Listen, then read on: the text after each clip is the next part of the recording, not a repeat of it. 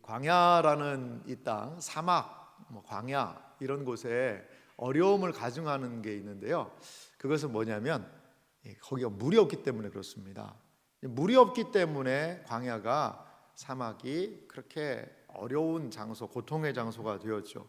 여러분, 이 물이 없는 사막에서 생물들이 그럼 어떻게 살아갈까요? 이 물이 없는 사막에도 분명히 살아가는 그 생물들이 있거든요. 그러면 그 식물이든지 동물이든지 이러한 존재들이 이 물이 없는 사막에서 과연 어떻게 살아갈 수 있을까?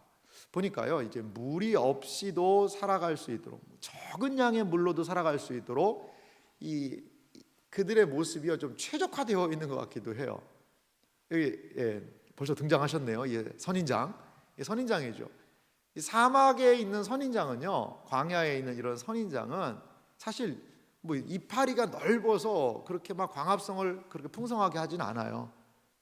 선인장은요, 이파리가 없습니다. 뭐 진화론자들은 뭐 이파리가 원래 있었는데 원래 가시로 다 변화됐다 이렇게 하는데, 하나님께서 사막의 환경에 적합하게 만들어 놓으신 것이 아닌가 생각이 들어요.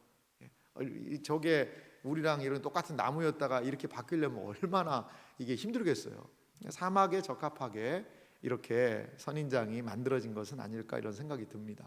그렇죠. 수분의 증발량은 최소화시키고 물을 가지고 오랫동안 버틸 수 있는, 그것이 바로 선인장의 모습이죠.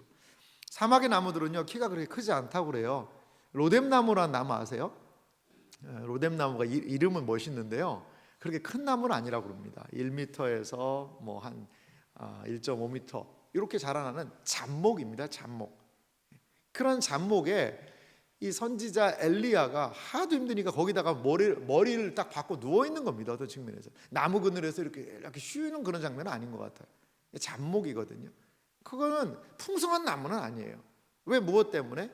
사막이라는 환경, 광야라는 물 없는 조건에서도 살기 위한 그들의 방법이죠. 부피를 키우지 않습니다. 키우지 않아요. 여러분, 그래도요, 이렇게 이들이 그렇게 물이 증발하는 것을 막고 최소한의 물로 살 수 있는 그런 모습을 갖췄다 하더라도 뭐가 필요하죠? 물은 필요합니다. 물이 있어야죠. 아예 물이 없으면 죽고 말지 않겠습니까? 그래서요, 사막 광야에 중요한 게 있어요. 그것이 바로 무엇이냐? 이슬이라는 거죠. 이슬 덕분에 비가 내리지 않는 광야에서 생물들은 살아갈 수 있다라는 거죠. 이슬 덕분에 광야에서도 동물들이 살아갈 수 있는 것이죠. 광야에 내리는 비가 아니라 이슬, 그 이슬의 의미는 무엇이고, 광야의 여정을 걸어가는 우리들에게 광야에 내리는 이슬이 어떤 의미가 있는지를 오늘 함께 좀 살펴보기 원합니다. 오늘 성경 말씀을 보니까요, 하나님이 자신을 소개하세요. 그런데 하나님이 무엇으로 자신을 소개하냐? 이슬과 같은 하나님이라고 하나님이 자신을 소개하시는 장면을 볼 수가 있습니다.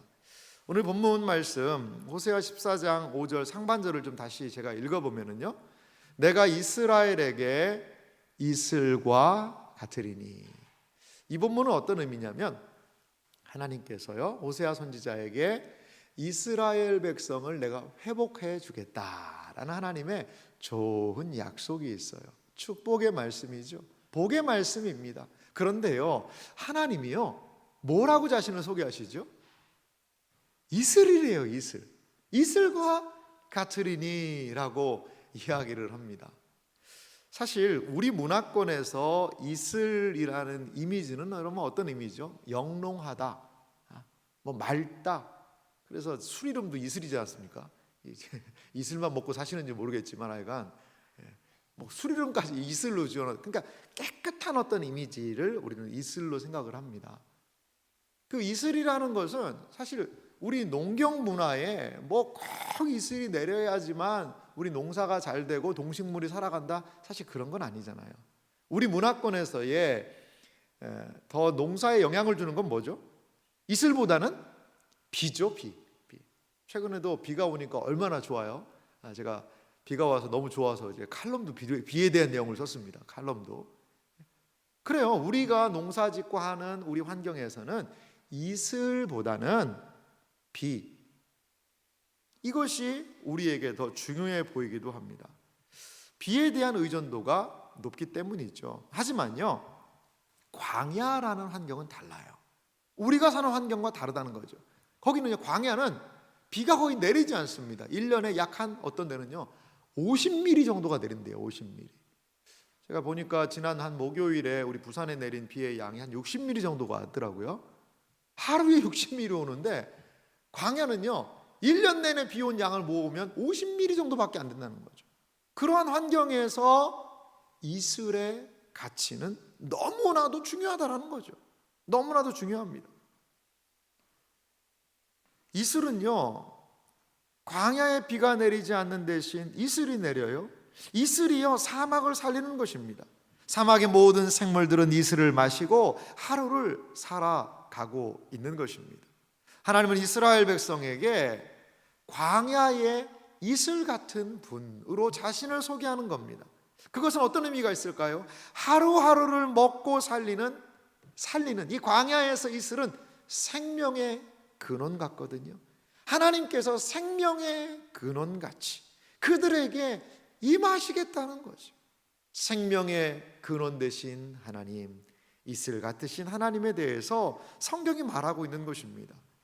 이삭은요 둘째 아들인 야곱에게 속아가지고요 장남에게 주는 축복을 하는 그런 장면이 성경에 등장을 해요. 창세기에. 그런데 그때 이 야곱에게 이삭이 축복하면서 이러한 말을 합니다. 첫 번째 한 말인데요, 창세기 27장 28절입니다. 같이 한번 야곱이 어떤 축복받았는지 한번 볼까요? 같이 읽어보겠습니다.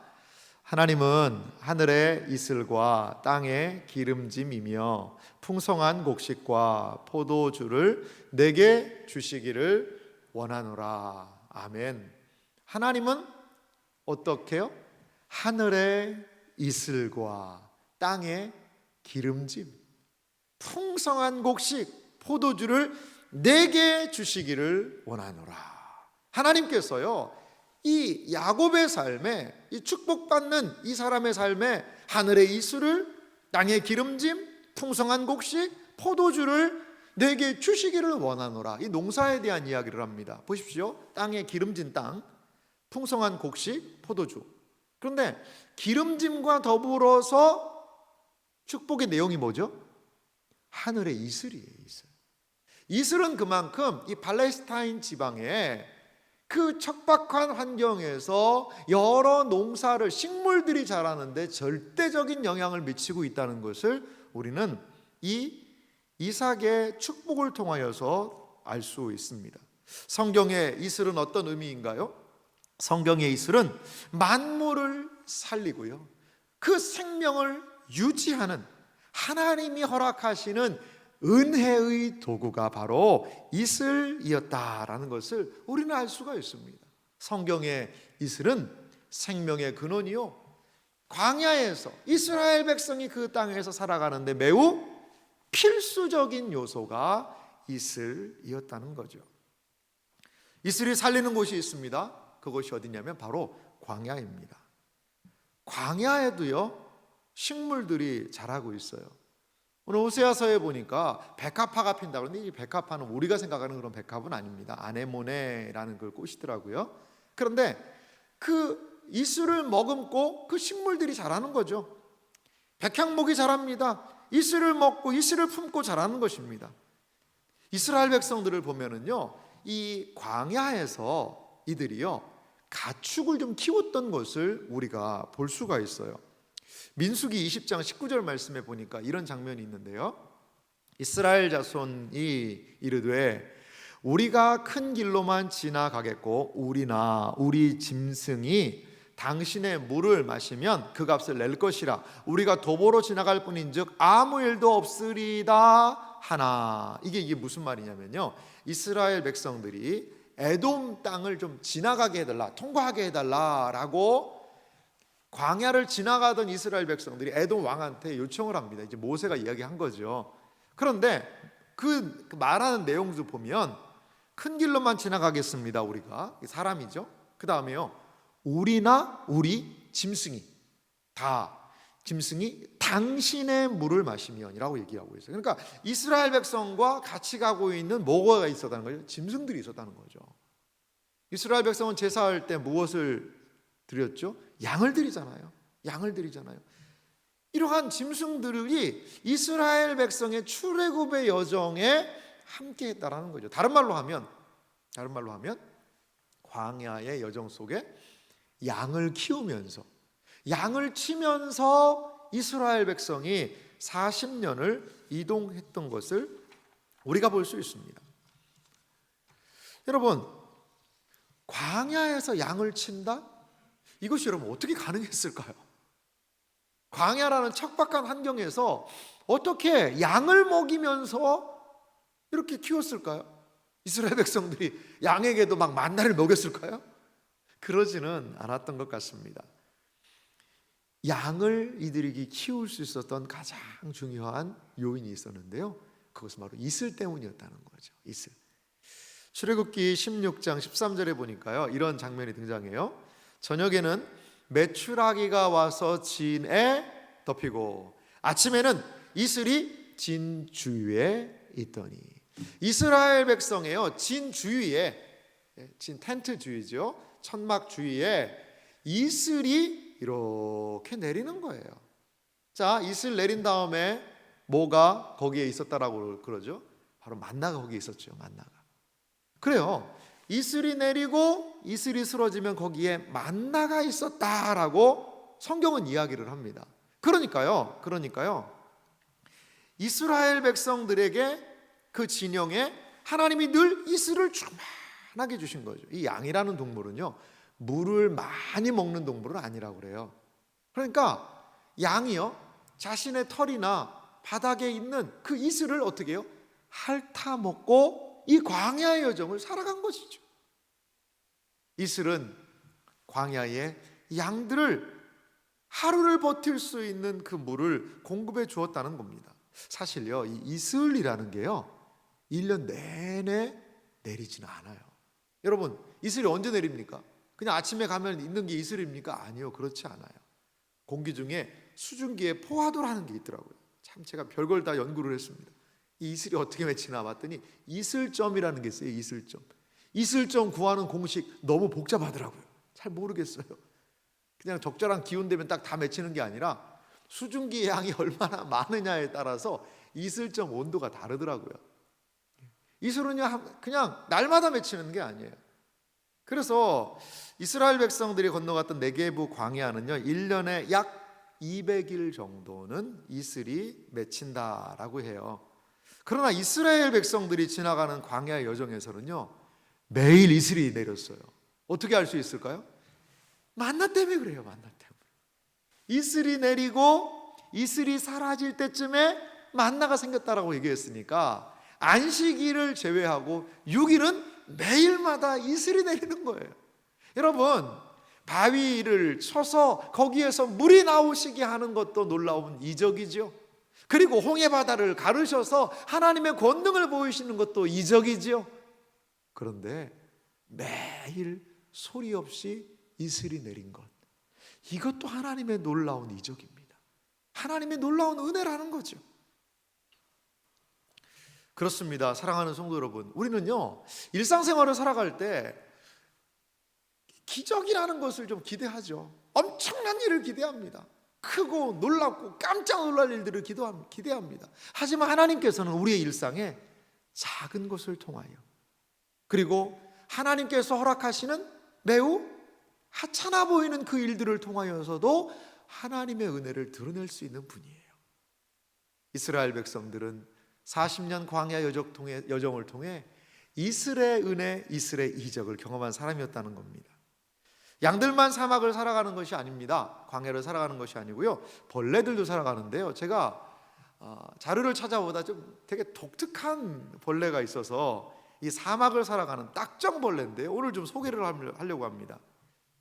벌써 나왔네요. 딱정벌레. 얘가 좀 성질이 좀 급합니다. 근데 여러분, 이 딱정벌레의 모습이요 상당히 독특하지 않습니까? 이게 벌레가 왜 이러고 있을까요? 그냥 움직이는 벌레를 딱 찍은 게 아닙니다. 이 사막이라는 기후에 물이 없기 때문에 딱정벌레는요 이른 새벽에 일어난다고 그래요. 이른 새벽에 일어나서요 저 자세로 얼음 돼 있는 거예요. 탁 그대로 멈춰라. 왜 그럴까요? 잘 딱정벌레를 사막 딱정벌레 잘 보세요. 거기 뭐가 있어요? 물이 맺혀 있는 게 보이시죠? 물이 맺혀 있는 게. 그러면요 이슬이 어디에 맺히냐? 이 딱정벌레의 표면에 이슬이 맺히는 거죠. 이 딱정벌레 표면은 약간 우들두들해서 그냥 이슬이 탁 달라붙기에 좋다는 거죠. 이런 구조예요. 그런데 왜 딱정벌레가 엉덩이를 저렇게, 저기 엉덩이 쪽이 맞는지 모르겠네요, 하늘로 치켜들까요? 뻣뻣하게 이렇게 고개 들고 있으면요 이슬이 다 꽁지로 해서 뚝 떨어지고 맙니다. 저렇게 숙여야지만 이슬이 어떻게 해요? 쪼르륵 흘러내려서 자기 입 쪽으로 모이게 되겠죠. 저게 바로 사막에서 딱정벌레가 사는 비결이라는 거죠. 여러분 그렇습니다. 이슬은 광야의 생물들에게 물을 공급하며 살리고 있다는 거죠. 이슬은요 아무리 광야라 하더라도요 여러분 살아갈 길이 있는 거죠. 풍성함과는 거리가 멀 수 있어요. 푸른 초장, 쉴만한 물가, 풍성한 것과는 거리가 멀 수 있어요. 하찮은 이슬이지요. 하지만 하찮은 이슬이라도 하나님께서 광야에서 생존할 수 있는 길을 열어놓으셨다는 거죠. 아무리 광야가 거칠고 험하다 하더라도 하나님께서 허락하신 그 광야의 생존 방식이 있다는 것을 여러분 기억하시기 바랍니다. 광야와 같은 삶을 살고 계십니까? 그렇다면 그 하찮은 이슬을 발견해야 돼요. 그 이슬이 저 딱정벌레를 날마다의 삶을 살 수 있게 하듯이 그 하찮아 보이는 이슬이 광야를 살아가는 사람의 영혼을 살릴 수 있다는 것을 우리는 기억해야 합니다. 가만히 서서 사막에서 목을 축이는 딱정벌레처럼 광야에서 살아가는 방식, 광야에서 생존할 수 있는 그 방식을 우리 발견해야 되지 않을까요?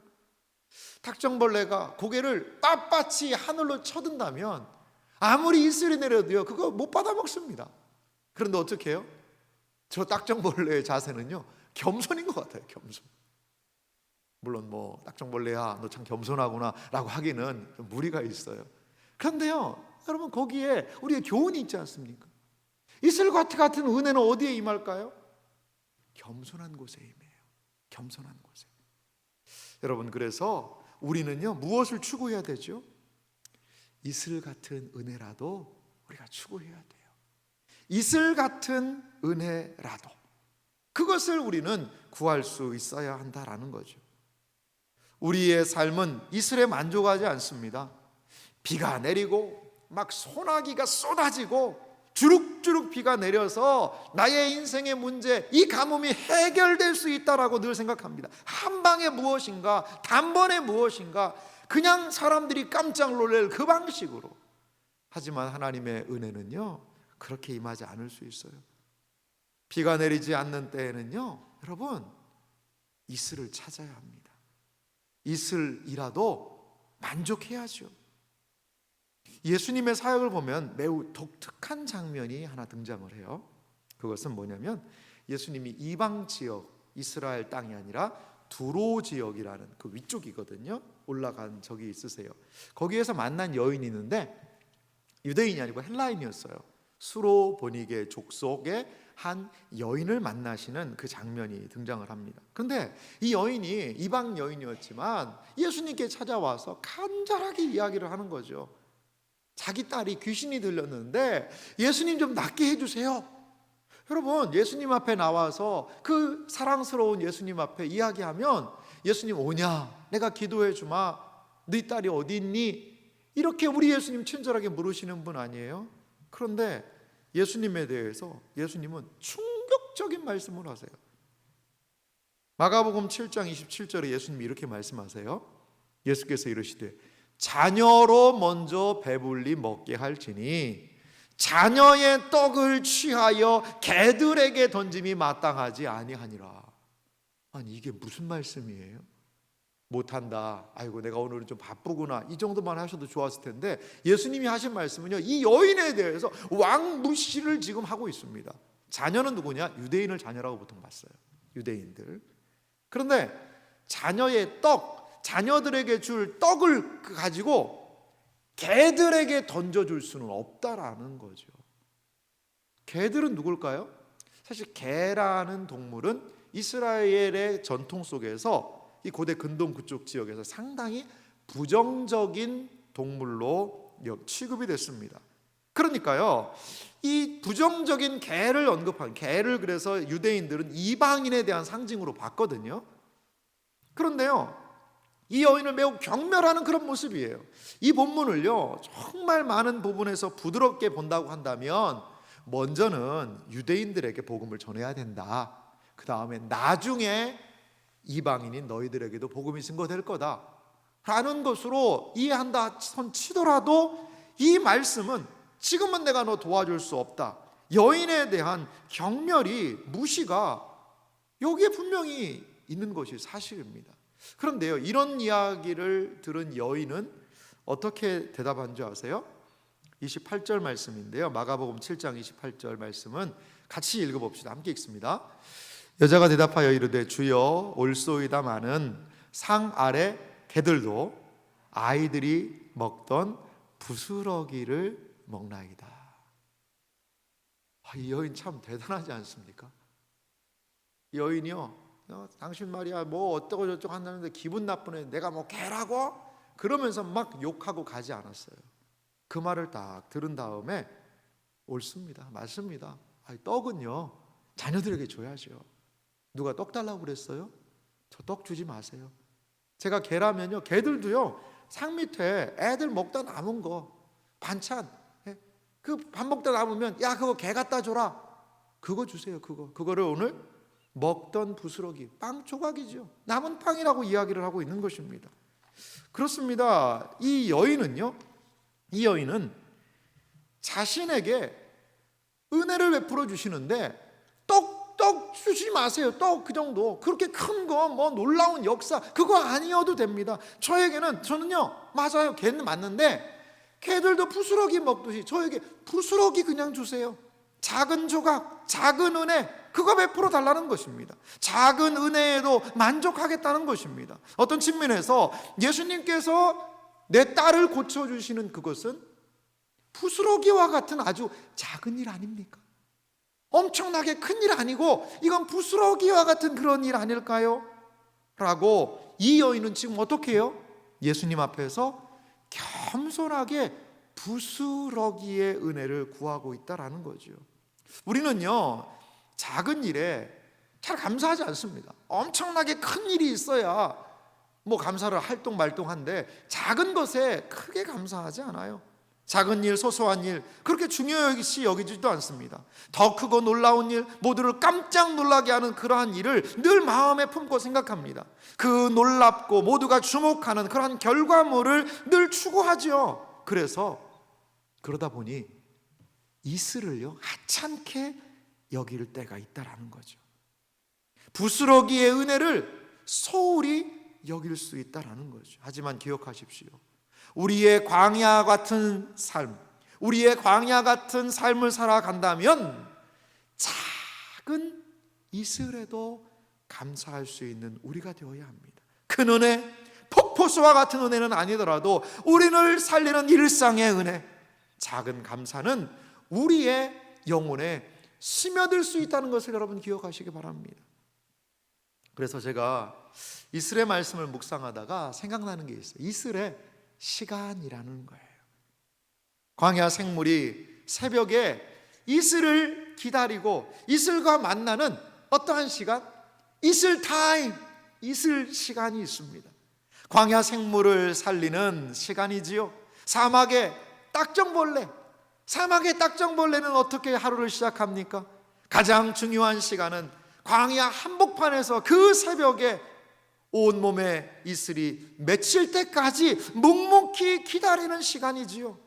이슬과 만나는 시간, 바로 그 시간은 이 딱정벌레에게는 생명이 공급되는 그러한 시간, 이스라엘의 시간이라는 거죠. 광야와 같은 삶을 살아가는 우리들에게, 우리의 영혼에 하나님의 은혜가 임하고 하나님께서 허락하시는 생명의 신령한 음료가 공급되는 시간, 우리 신자들에게도 동일한 이슬의 시간이 필요하다라는 겁니다. 이슬은요, 아무도 모르게 내려요. 이슬은요, 새벽에 확인할 수 있습니다. 한낮이 되면요, 이슬은 쉽게 사라져버리고 말아요. 이슬은 언제 만들어집니까? 어떠한 환경에서 만들어집니까? 바람이 불고 시끄러운 환경에서는 이슬이 결코 맺히지가 않습니다. 풀잎에 맺힌 이슬은 조용한 곳에서, 침묵의 장소에서 아무도 모르게 그렇게 이슬은 임할 수 있다라는 거죠. 그렇기 때문에 바꾸어 말하면, 그러한 때가 아니면, 그러한 때를 찾아 나서지 않으면 이슬을 만나지 못한다라는 거죠. 우리의 일상이요, 너무나 분주합니다. 아침에 눈 뜨고 일어나서 하루를 시작하기가 매우 바쁘죠. 일상의 분주함은 우리를 쫓기게 하고 어디론가 분주하게 막 몰아붙이는 것 같아요. 분주한 일상은 우리에게 이슬의 시간을 허락하지 않습니다. 우리에게 주어진 하루 24시간, 그 속에서 저는 어느 한 부분, 새벽 기도를 무조건 드려야 된다, 아침 시간 무조건 하지 않으면 하루 망한다, 이렇게 말하고 싶진 않아요. 어떠한 한 시간을 절대화시키고 싶지는 않습니다. 하지만 기억하십시오. 우리에게 주어진 24시간 중에서 하나님의 생명을 공급받는 이슬의 시간은 반드시 필요하다라는 것입니다.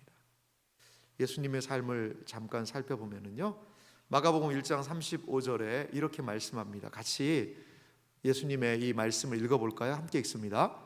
새벽 아직도 밝기 전에 예수께서 일어나 나가 한적한 곳으로 가사 거기서 기도하시더니. 저는요, 이것이 예수님의 이슬 타임, 이슬의 시간인 것 같아요.